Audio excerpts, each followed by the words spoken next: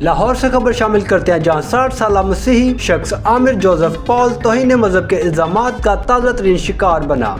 یہ شکایت لاہور کے نشاط محلے میں ایک دکان کے مالک منور علی نے 19 جولائی کو درج کرائی تھی۔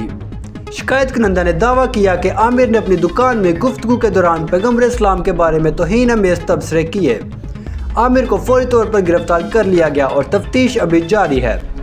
ذرائع کے مطابق عامر کچھ خریداری کے لیے دکان پر گیا ہوا تھا۔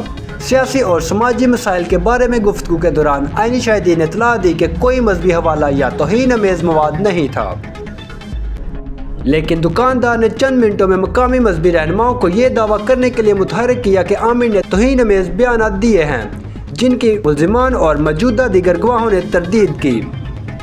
مقامی باشندوں کا دعویٰ ہے کہ اس الزام کا غلط استعمال کیا جا رہا ہے، کیونکہ عامر کے گھر اور شکایت کنندہ کی دکان کے درمیان سیوریج کے تنازع سے متعلق ذاتی رنجش ہے۔ تشویشناک ہے کہ اس طرح کا معمولی ذاتی جھگڑا توہین مذہب کے الزام میں تبدیل ہو سکتا ہے، جس سے ایک بے گناہ شخص کی زندگی خطرے میں پڑ جاتی ہے۔ انہوں نے مزید کہا کہ تفتیش ابھی جاری ہے، تمام دستیاب شواہد جیسے کلوز سرکٹ کیمرے اور عینی شاہدین کے بیانات کو محفوظ رکھنے کا مطالبہ کر رہا ہے۔ پاکستان میں توہین مذہب کے قوانین کے جاری غلط استعمال اور جھوٹے الزامات کو روکنے کے لیے اصلاحات کی فوری ضرورت کو اجاگر کرتا ہے۔